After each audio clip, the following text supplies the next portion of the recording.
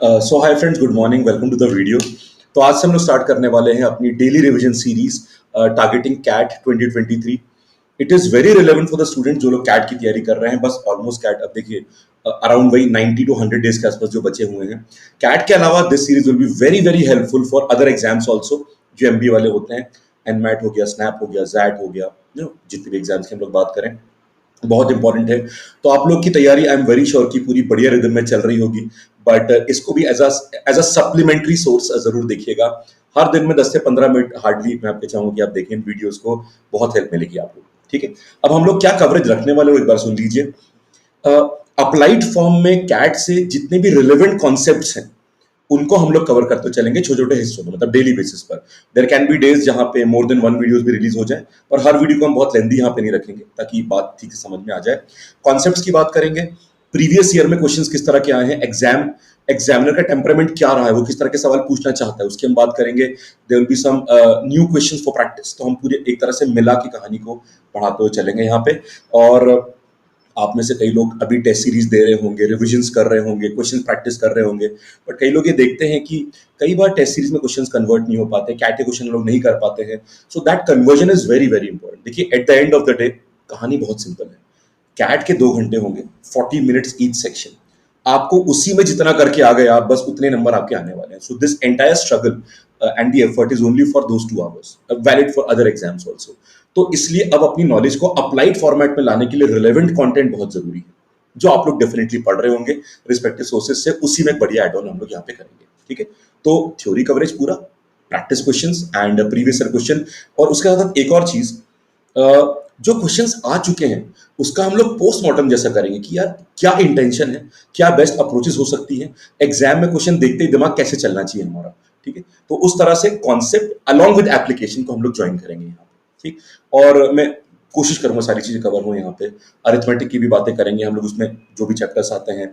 Algebra की बातें होंगी यहाँ पे, modern maths, geometry, mensuration, number system, काफी चीजें इसमें होती हैं। ठीक है, तो उन सब की बात करेंगे। एंड कवरेज पूरा होना चाहिए, बिकॉज कई बार एपरेंटली मुश्किल चैप्टर से कई बार इजी क्वेश्चन बन जाता है, वाइस वर्सा। ठीक है, तो इसको देखते चलिए, आपको बहुत हाई रिलेवेंस रियलाइज होगी इसकी जब आप फाइनल कैट एग्जाम देने जाएंगे। शुरू करें, चलिए। तो मेरा नाम है भानु। 2021 में भी हमने रिवीजन सीरीज करी थी ये, तो तब आप लोगों ने काफी अच्छा सपोर्ट और इनकरेजमेंट दिया था। तो अभी भी होपफुली आपके लिए उतनी ही चीजें लगभग काम आ पाए तो अच्छा रहेगा।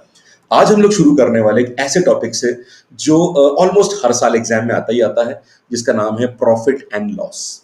ठीक है, तो इसमें ना मुझे दो दो हिस्सों में कुछ चीजें बतानी थी आपको, प्रॉफिट एंड लॉस।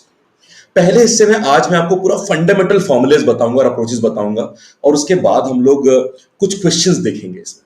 ठीक है, कि भाई कैट किस तरह क्वेश्चन देता है आपको और उसे कैसे करना है। एक जरूरी बात ध्यान रखिएगा, अरिथमेटिक का ये टॉपिक है प्रॉफिट एंड लॉस। और अरिथमेटिक को हम लोग अक्सर कहते हैं कि पहले इसी से शुरू करना चाहिए, आराम से हो जाता है, वो सब चीजें सही है। बट कई लोग रियलाइज कर रहे होंगे टेस्ट सीरीज में भी और पिछले कुछ सालों से कैट में भी कि सवाल बहुत सिंपल भी नहीं आता है ना। तो कई लोग, मतलब वी हैव टू इंश्योर कि प्रॉफिट एंड लॉस का सवाल हो ही जाना चाहिए एग्जाम में, पर कई बार नहीं हो पा रहा है। तो we have to fill that gap. सारे कॉन्सेप्ट जानते हुए भी ऐसा क्यों होता है कि हम लोग अप्लाई नहीं कर पाते, इस बात पे हम लोग एक स्पेशल फोकस रखेंगे यहाँ पे। क्योंकि आखिर में देखिए यही एक बात है, अगर एप्लीकेशन आपको समझ में आ गई बातों की तो फिर क्वेश्चन होने की प्रोबेबिलिटी बहुत ज्यादा बन जाती है। That is it. क्योंकि अप्लाइड पार्ट करने के बाद ही स्ट्रेटेजी का रोल आता है। अगर हम चीजों को अप्लाई नहीं कर पा रहे हैं, अप्लाई का मतलब पढ़ी हुई चीज आपकी, सवाल प्रैक्टिस कर चुके हैं बहुत सारे, थ्योरी पूरी हो चुकी है, फिर भी एग्जाम में सवाल क्यों नहीं हो पा रहे, इस ब्रिज को क्रॉस करना जरूरी है, तभी स्ट्रेटेजीज काम करेगी। वरना सवाल ही ना हो पाए तो स्ट्रेटेजीज काम की। उसी को हम लोग फोकस पे रखते हुए देखेंगे। तो ध्यान से सुनते रहिएगा। आज मैं थ्योरी कवर करवा रहा हूँ, इसके ध्यान से देखिएगा। आइए शुरू करते हैं। ठीक है, फिर और भी टॉपिक्स इसमें धीरे धीरे आएंगे। तो देखिए, प्रॉफिट एंड लॉस में 2-3 सिंपल टर्म्स होते हैं, उनकी बात कर लेते हैं। एक होता है हमारा cost price, then we have the concept of selling price, and then we have the concept of mark price. अगर इसको मैं डायग्रामेटिकली दिखाना चाहूँ तो आप लोग जानते हैं कि सबसे पहले हमारा यहाँ पे ये कॉस्ट प्राइस आ जाएगा, यहाँ पे सेलिंग प्राइस आ गया, और ये ऊपर हम लोग मार्क प्राइस लिख देते हैं। इसमें arrows definitely play a very crucial role. ये ऊपर आ गया, ये नीचे, और ये इस तरह से। तो पूरा डायग्राम जो बनता है वो इस तरह से कुछ बनता है यहाँ पे। ठीक, अब देखिए, सबसे पहले हम लोग बात करते हैं प्रॉफिट या लॉस परसेंटेज की। प्रॉफिट या फिर लॉस परसेंटेज। देखो इस चैप्टर में पता है क्या है, तीन तो प्राइजेस हैं आपके पास और तीन तो परसेंटेज होंगे आपके पास, ठीक है। तो ये प्रॉफिट या लॉस परसेंटेज को एक मान लेते हैं, फिर एक हमारा होता है मार्कअप परसेंटेज और फिर होता है हमारा discount percentage. And discount percentage हर समय माइनस में आता है, आपको पता है। क्लियर। तो हमें तीन प्राइसेस की बात करनी है और तीन परसेंटेजेस की बात करनी है। पहले प्राइस की बात कर लेते हैं। मतलब आप सबको पता ही है, तो मैं आधा आधा मिनट में रिवीजन करवा देता हूँ। मान लीजिए मेरा मन करता है कि चलो बिजनेस चालू करते हैं, let us start selling breads, ठीक है। तो जब भी हम लोग ब्रेड यहाँ पर बेचेंगे तो उसमें आप लोग ध्यान से देखेंगे, total cost incurred to bring bread into the shelf of the shop in a saleable position. तो मतलब जितना भी पैसा खर्च होता है एक ब्रेड को पैकेट के मेरी दुकान के शेल्फ पर आने के लिए ताकि उसको मैं बेच पाऊं, वो पैसा क्या होता है, cost price. It can involve transportation prices, input prices, बहुत सारे प्राइस में होते हैं। हो सकता है कि हम रिटेलर हों और हम खुद प्रोड्यूस ना कर रहे हो, मैन्युफैक्चरर ना हो, और हम होलसेल सेलर जो थोक विक्रेता होते हैं वहां से ले रहे हो, तो जो भी कीमत मुझे एक होलसेलर को देनी पड़ेगी वही हो जाएगी कॉस्ट प्राइस। ठीक बात है। अब जब कॉस्ट प्राइस ब्रेड दुकान पे आ चुकी है, कुछ प्रॉफिट जोड़ के या लॉस बियर करके आप उसको बेचोगे, जिस प्राइस पे चीज बिकती है उसे क्या बोलते हैं हम लोग, सेलिंग प्राइस। ठीक। बट अक्सर हम लोग डिस्काउंट मांगते हैं, इसलिए शॉपकीपर भी प्रॉफिट मार्जिन और थोड़ा एक्स्ट्रा मार्जिन पे अगर चीजों को मार्कअप कर देते हैं, ताकि डिस्काउंट मांगने के बाद उनको उनका डिजायर्ड प्रॉफिट मिल जाए। ठीक है। तो कहानी कुछ इस तरह से होती है कि एक शॉपकीपर को मिली चीज कॉस्ट प्राइस पर, उन्होंने इसे मार्कअप किया। ठीक है। Markup can be 10% markup, 20% markup. Markup करके जो कीमत आती है, ठीक है, उसे वो फिर टैग लगा देते हैं। मान लो टी शर्ट खरीद रहे हो तो टी शर्ट में टैग लगा होता है, जो टैग पे लिखा होता है ना कीमत, उसी को बोलते हैं मार्क प्राइस। इसके दो और नाम हैं, इसको लिस्ट प्राइस भी कहते हैं क्योंकि ये प्राइस आप लिस्ट करते हो, और इसको मैक्सिमम रिटेल प्राइस मतलब एमआरपी भी कहते हैं। ठीक है। अब आप दुकान पे जाओगे शर्ट खरीदने के लिए, ठीक। शर्ट खरीदने पर आप डिस्काउंट मांगोगे, भैया 10% डिस्काउंट दे दो, 20% दे दो। ये डिस्काउंट परसेंटेज हर समय किस पे लगता है, जो कीमत आप देख रहे हो, जो मार्क्ड है, it is never on the cost price, ये ध्यान रखिएगा। ठीक है। क्योंकि देखो चक्कर यहाँ पे ये है कि unless you are in the business, unless you are insider in the business, हमें तो पता ही नहीं कि कॉस्ट प्राइस क्या होती है। ठीक है ना। जैसे चिप्स का पैकेट हमें लेस का 50 रुपए का पड़ा है, 30-30 रुपीज का पड़ा, अब हमें क्या पता कॉस्ट ऑफ प्रोडक्शन क्या होगी उसकी। तो हमें कॉस्ट प्राइस का अंदाजा एज अ कस्टमर नहीं होता, हमें सिर्फ मार्क प्राइस दिखती है जिस पर डिस्काउंट मांगते। तो डिस्काउंट हर समय लगता है किस पर, मार्क प्राइस पे। और डिस्काउंट करवा के जो कीमत निकलती है उसको आप पे करके चीज खरीद के आ जाते हो एज अ कस्टमर, तो वही क्या कहलाती है, सेलिंग प्राइस। ठीक बात है।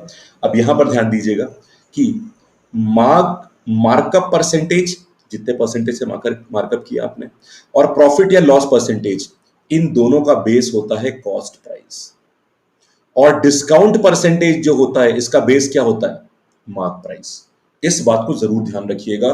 परसेंटेज चैप्टर में या प्रॉफिट एंड लॉस चैप्टर में बेस की ही गलतियां होती हैं।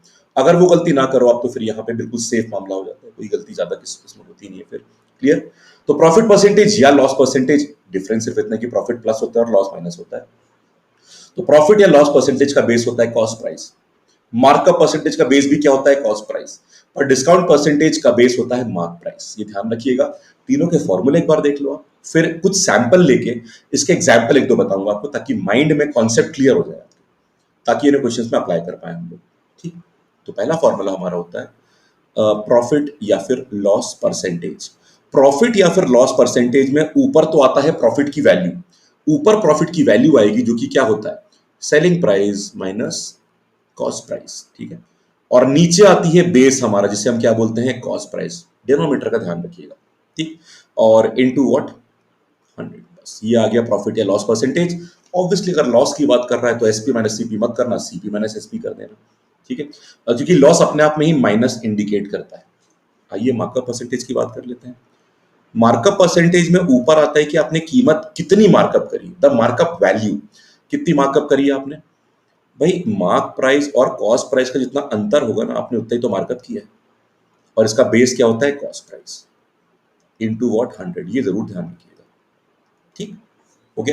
तो आपने कितना मार्कअप किया, भाई कॉस्ट प्राइस से जितना ऊपर आपने मार्क कर दिया वही डिफरेंस ही मार्कअप वैल्यू होता है, और बेस होता है कॉस्ट प्राइस इनटू 100।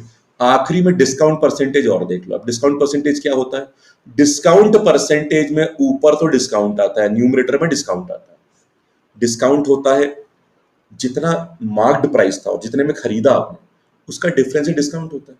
तो डिस्काउंट होता है mark price minus selling price, simple. वैसे आप एसपी माइनस एमपी भी कह सकते हो, बट वो माइनस में आएगा, और डिस्काउंट कहने का मतलब ही है कि माइनस तो इंप्लाइड है उसमें, तो इसलिए अलग से माइनस की जरूरत नहीं है, तो आप एमपी माइनस एसपी लिख सकते हैं। ठीक है। इसका बेस होता है mark price, very very important. Discount लगता है मार्क प्राइस के ऊपर, और इनटू क्या आ गया, 100। अब देखिए फ्रेंड्स, ये तो ना फॉर्मूले हो गए, पर फॉर्मूले उतना काम नहीं आते। आप लॉजिकली बिना फॉर्मूले को मतलब एक तरह से अप्लाई फॉर्मूला ही हो रहा है, पर आप उसको एक तरह से डायरेक्टली वैसा नहीं रखोगे। ठीक है। आप लॉजिकली फैक्टर का इस्तेमाल करके बिना डायरेक्ट फॉर्मूले के सीधे आंसर निकाल सकते हो। क्लियर? अब वो देखो कैसे, वील टेक सम एग्जांपल्स और कहानी क्लियर हो जाएगी। अब इसका मैं थोड़ा एग्जांपल दे रहा हूं आपको। तो हम अप्लाई फॉर्मूला ही करने वाले, पर फॉर्मूले को फॉर्मूले की तरह अप्लाई नहीं करेंगे। मतलब वो एक तरह से कॉन्सेप्चुअल बोझ नहीं फील होना चाहिए आपको। लॉजिकली लोगे कहानी तो जनरलाइज करना आसान होगा। और आपने एक बात देखी होगी, कैट यूजुअल फॉर्मूले से आगे जा चुका है, बाकी एग्जाम भी काफी आगे जा चुके हैं। सिचुएशन हर समय जनरल मिलती है आपको, जिससे आपको अडेप्ट करना पड़ता है। ये सबसे क्रूशियल पार्ट ऑफ प्रिपरेशन है।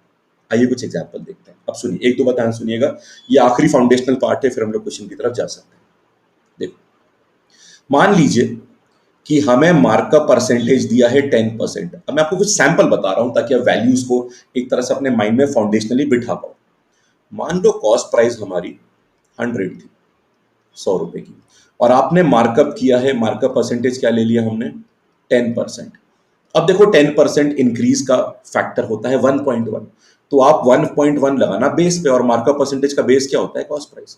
तो जैसे ही आप ये 10% इस 100 पे लगाओगे, तो ये कितना हो जाएगा, 1.1 मल्टीप्लाई करके 110, बस यही मार्क प्राइस हो जाती है। यही फैक्टर का मतलब होता है, फैक्टर बेस पे लगता है।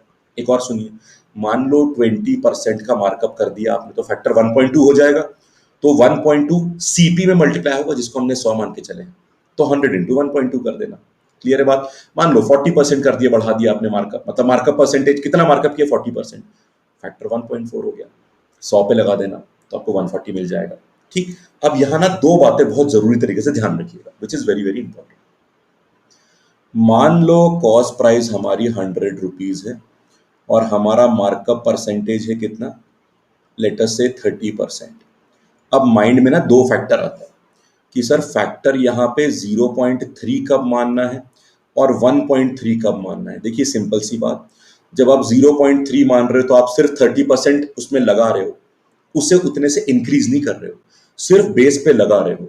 तो अगर मैं बेस के, क्योंकि मार्कअप परसेंटेज का बेस सीपी होता है, जिसको मैं 100 मान के चल रहा हूं, तो आप 100 का 0.3 कर दो, मतलब सिर्फ 30% निकालो, तो वैल्यू 30 आएगी। ये मार्क प्राइस नहीं, ये मार्क्ड वैल्यू है, कितना इंक्रीज हुआ है, उसे इंक्रीज को जोड़ने पर बनेगी मार्क्ड प्राइस। तो अगर मैं 1.3 कर देता हूं, तो फिर इंटू 100 करने पर बनेगा आपका 130। ठीक बात है? तो 100 जो कि कॉस्ट प्राइस है हमारी, उसका 30% करने पर मार्क्ड अप वैल्यू मिल रही है, और 1.3 करने पर सीधे मिल रही है आपको मार्क्ड प्राइस। ठीक है। क्योंकि मार्क प्राइस निकालने के लिए कॉस्ट प्राइस में आपको मार्कअप वैल्यू जोड़नी भी पड़ेगी, इसलिए इस 0.3 में एक 1 को भी, मतलब ओरिजिनल को भी जोड़ोगे ना, कॉस्ट प्राइस को भी जोड़ोगे ना। ठीक है। तो बेसिकली मार्क प्राइस कैसे निकलती है, cost price plus 30% of cost price. तो कॉस्ट प्राइस कॉमन लेने पर ब्रैकेट में क्या बचेगा, 1 प्लस 30%, मतलब 1.3। ठीक, क्लियर है बात? उसी तरह से अगर मैं इधर बात करता हूं नीचे, कॉस्ट प्राइस 100 मान लेते हैं, अगर प्रॉफिट परसेंटेज हमारा 20 है। अब सुनिए, अगर मुझे सिर्फ प्रॉफिट निकालना है तो मैं सीपी मतलब 100 पे 20% निकाल लूंगा, सिर्फ 0.2 की बात करूंगा, 1.2 की बात नहीं करूंगा। तो 100 का 0.2 कितना होता है, 20, आ गया प्रॉफिट। पर अगर आपको एसपी निकालना है तो प्रॉफिट सिर्फ निकालिए, उसको जोड़ना भी है, तो तब 0.2 मत लेना, +1 जरूर करना, ओरिजिनल सीपी जुड़ेगा इंक्रीमेंट के साथ। तो 0.2 मत लेना, 1 प्लस 0.2 लेना, मतलब 1.2। बस ये ध्यान रखिएगा। क्लियर है बात? उसी तरह से आखिरी बात देख लो, मान लो मार्कअप प्राइस कितनी आ गई आपकी, 110 आ गई। डिस्काउंट मान लो 10% ऑफर कर रहे हो, डिस्काउंट इज ऑलवेज नेगेटिव। ये 10% के अब दो रास्ते सुन लो आप, मैं सेम चीज थर्ड टाइम रिपीट कर रहा हूं तो आप समझ जाओगे। हमारे डिस्काउंट परसेंटेज में चाहे जो भी निकालो आप, डिस्काउंट की वैल्यू या डिस्काउंट माइनस करके सेलिंग प्राइस, दोनों केस में बेस हमारा रहता है मार्क प्राइस। तो पहले केस में जब आपने सिर्फ 10% निकाला, 10% निकाल दिया इसका, 10%, व्हाट इज 10%, 0.1, तो 11 आ गया, 11 आ गया। क्लियर बात? ये 11 डिस्काउंट की वैल्यू है, ये सेलिंग प्राइस नहीं है। पर अगर आपको सेलिंग प्राइस थी तो डिस्काउंट माइनस करोगे, 10% माइनस कर दो, बचा 90%। किसी भी चीज से 10% हटा लेने का मतलब 90% बचेगा। 90% का फैक्टर होता है 0.9। तो अगर आपको एमपी से एसपी चाहिए तो 0.9 से मल्टीप्लाई करिएगा, तो वो कैसे आ जाएगा, 110 हो गया, इसको 0.9 से मल्टीप्लाई कर दो तो आ गया 99। वैसे आप मार्क प्राइस से डिस्काउंट की वैल्यू माइनस करते तो भी आंसर क्या आता, सेम। ठीक बात है। तो कब हमें बीच की वैल्यू, मतलब बेसिकली कॉस्ट प्राइस से अगर 30% प्रॉफिट है, 0.3 करोगे प्रॉफिट मिलेगा, 1.3 करोगे सेलिंग प्राइस मिल जाएगी। उसी तरह से एक लॉस की बात भी कर लेते हैं। मान लो 20% लॉस है आपको, अगर आप सीपी, जिसको हम 100 मान के चलते हैं, अगर आप सीपी का 20% निकालोगे तो वो लॉस की वैल्यू आएगी। पर अगर आपको सेलिंग प्राइस चाहिए तो आपको 20% कम करके जो 80% बचेगा, दैट फैक्टर ऑफ 0.8 वो निकालना पड़ेगा। तो 100 इंटू 0.8 कितना होता है, 80। ये ध्यान रखिएगा कि हमें ये बीच की वैल्यू चाहिए या फिर फाइनल वैल्यू चाहिए। क्लियर होगी बात। पर बेस ध्यान रखिएगा, मार्कअप परसेंटेज और प्रॉफिट एंड लॉस परसेंटेज का बेस सीपी होता है।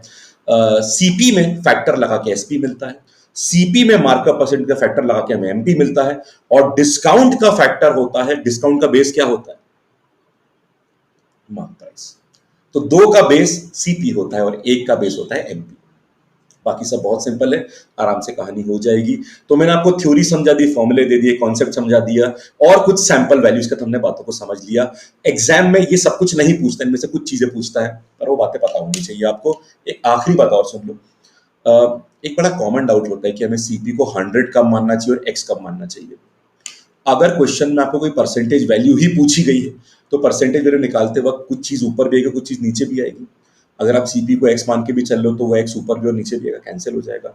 तो अगर फाइनली कोई परसेंटेज वैल्यू निकालनी है आपको तो आप सीपी को 100 मान के चल सकते हो, पर अगर आपको कोई एब्सोल्यूट वैल्यू निकालनी तो सीपी को एक्स मान के चलिएगा, वो बेटर रहता है। तो मान लीजिए किसी सिनेरियो में कुछ जानकारी देके मुझसे डिस्काउंट परसेंटेज पूछ लिया और शुरू सीपी से करना है, तो मैं सीपी को 100 मान सकता हूं।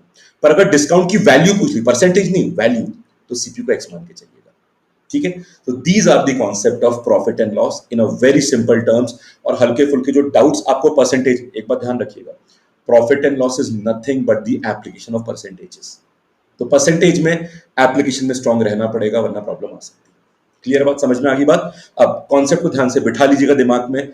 कल हम कुछ सवाल देखेंगे जो रिसेंटली कैट में आ रहे हैं, तो देखते हैं कि कैट हमसे किस लेवल के क्वेश्चंस की उम्मीद रखता है इस प्रॉफिट एंड लॉस अरिथमेटिक के चैप्टर से। ठीक है फ्रेंड्स, चलिए बाकी तो इस वीडियो को यहाँ पे खत्म करते हैं। लाइक कर दीजिएगा, अपने वैल्यूबल कमेंट जरूर दीजिएगा कमेंट्स में कि आप किस तरह कंटेंट देखना चाहते हैं, what better can be done. आपका फीडबैक आएगा तो मैं उसी तरह आपसे कोशिश करूंगा कि हम चीजें और इंप्रूव कर पाए। तो कमेंट अपने ग्रुप में शेयर करना और सब्सक्राइब करना मत भूलिएगा। चलिए कहानी खत्म करते हैं, कल दोबारा मुलाकात होगी आपसे। Take care.